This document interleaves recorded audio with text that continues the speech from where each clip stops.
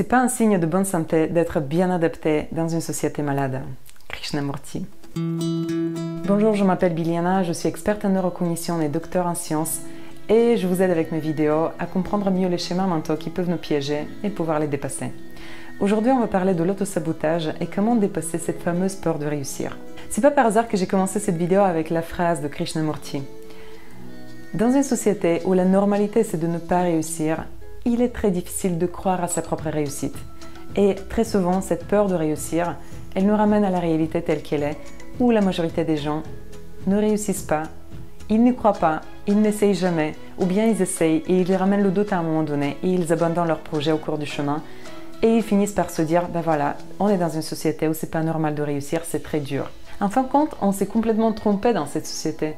Au lieu de ramener la normalité dans la réussite, ce qui paraît tout à fait normal et accessible aujourd'hui, on s'est créé la croyance que non, c'est très dur, c'est pas pour tout le monde et il faut même pas tester, parce qu'on va morfler. Et en fait non, on souffre beaucoup plus si on ne donne pas vie aux projets qui nous tiennent à cœur, c'est là où on éprouve vraiment de la douleur. Mais pourquoi la réussite elle est aussi dure et pourquoi cette peur elle nous piège? Il y a une première chose qui est très importante à se rendre compte, c'est qu'il y a un impact de la réussite. Et cet impact de la réussite, il va être associé à plusieurs peurs. Ce n'est pas juste la peur de réussir. La première des choses, c'est puisqu'on est dans une société où c'est pas normal de réussir, à partir du moment où tu commences à réussir, il va y avoir des gens qui vont venir te ramener à ta normalité. Ils vont te ramener là où tu es. Ils vont te juger étant pas normal et ils vont te montrer de tous les moyens que non, tu dois rester en bas. Et ils vont te tirer vers le bas. Et c'est la peur du jugement des autres qui des fois nous empêche de réussir. Le deuxième impact de la réussite, c'est que pour réussir, il va falloir que je sorte de ma zone de confort. Réussir, ça veut dire faire des choses extraordinaires, des choses qui n'existent pas encore. Les choses qui n'existent pas encore, elles sont en dehors de ma zone de confort. Dans ma zone de confort, c'est tout ce qui est normal, c'est tout ce que je connais. Et tout ce que je connais n'est pas associé à une réussite. J'ai besoin de me positionner à la limite de la zone de confort et de la zone d'inconfort pour que je puisse créer quelque chose de nouveau et ramener des idées inspirantes pour moi et pour les autres et ramener de la valeur ajoutée. Donc la peur de sortir de la zone de confort, elle est associée à la peur de réussite. La troisième peur qui est associée, c'est la peur de devenir quelqu'un de différent. Comme la version de moi qui réussit, elle est différente de la version de moi d'aujourd'hui, je risque de me faire piéger dans un autre schéma qui est de se dire « je ne sais pas qui je deviendrai ».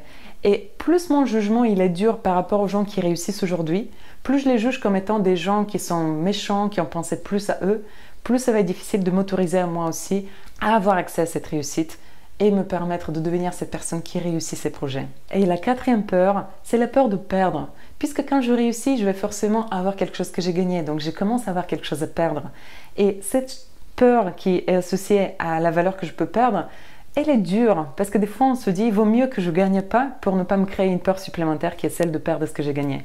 Et on ne s'autorise pas à aller vers la réussite. Alors le problème de ce schéma mental, c'est que si je me piège dans la peur de réussir, il y a de fortes chances qu'au cours du chemin, je ralentis mes actions. Les actions qui m'amènent vers la réussite, je les connais, mais au lieu de les mettre en place, je les ralentis, je les fais moins vite. Ou bien je les fais mais je les termine jamais. Ou bien j'arrête complètement de faire des actions qui m'amènent vers la réussite et je procrastine. Et je procrastine, je me trouve plein d'excuses pour dire pourquoi les choses ne marchent pas autour de moi. Quels sont les facteurs externes qui font que je ne réussis pas? Ou bien je commence à me plaindre et je finis comme la majorité des gens qui arrêtent de croire dans leur projet, arrêtent de croire dans leur réussite et on finit comme des morts vivants parce qu'à partir du moment où on arrête de croire que nos projets qui nous tiennent à cœur peuvent exister, on ne donne pas vie à notre créativité et notre créativité c'est notre force vitale. Alors maintenant, comment sortir de ce schéma-là?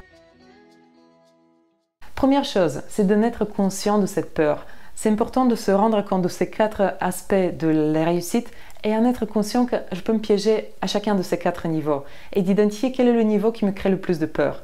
Plus je vois cette peur-là qui est à l'intérieur de moi, de toute manière je ne peux pas y échapper, plus je vais pouvoir la maîtriser. Maintenant, un exercice que je peux faire, c'est de prendre une feuille et un stylo et d'écrire le pire scénario qui peut m'arriver. Plus je suis conscient de les choses qui me font peur dans ce pire scénario, plus je peux anticiper et prévoir des comportements à mettre en place, des gens à contacter, des finances à assurer. Et je suis prêt et psychologiquement et physiquement et financièrement, je me prépare à ce pire scénario. Je ne le souhaite pas bien sûr que ça m'arrive, mais plus je suis prêt à voir ce qui peut venir sur le chemin, plus je vais avancer avec la certitude que je vais pouvoir m'adapter et faire face à un éventuel échec. Je retourne la page et de l'autre côté, je vais écrire le meilleur scénario de ma réussite. Je vais m'imaginer toutes les émotions que je vais vivre, les rencontres que je vais faire, les actions que je vais mettre en place parce qu'il y a des choses qui deviennent possibles puisque j'ai réussi. Il y a de nouveaux projets qui s'ouvrent face à moi. Et puis les comportements que je me suis appropriés, les compétences que j'ai acquises sur le chemin. Je vois tout ça, je le ressens à l'intérieur de moi, je lui donne vie, je le rends de plus en plus existant et je le ressens comme si c'est déjà fait. Je me connecte à cette réussite déjà réalisée, à cette version de moi qui a réalisé son projet. Je l'éprouve, je le ressens et tout en étant connecté à cette version de moi, je lui pose une question. Ça serait quoi la priorité d'aujourd'hui? Par quoi je peux commencer? Est-ce que c'est une nouvelle croyance que j'ai besoin de développer? Est-ce que c'est un comportement à m'approprier? Est-ce que c'est une action à mettre en place? Est-ce que c'est quelqu'un à contacter? C'est quoi la première des choses que j'ai besoin de commencer à mettre en place aujourd'hui? L'action, c'est la clé de la réussite. On peut écouter plein de vidéos et préparer son mindset, mais le mindset, le vrai mindset, il se valide dans la réalité. Je m'arrête là pour aujourd'hui. Je vous souhaite de passer une excellente journée. Donnez tout pour vos projets et créons ensemble cette société dans laquelle ça devient une norme de réussir. Faisons ce cadeau aux générations suivantes, de leur transmettre la vraie vie telle qu'elle est censée être, la vie dans la créativité, l'épanouissement et la réussite de nos projets et l'entraide entre nous pour que chacun puisse réussir son projet. Je vous dis à bientôt pour une nouvelle vidéo qui dévoile les schémas mentaux qui bloquent notre épanouissement. Abonnez-vous à la chaîne si vous aimez ce genre de contenu et passez une excellente journée.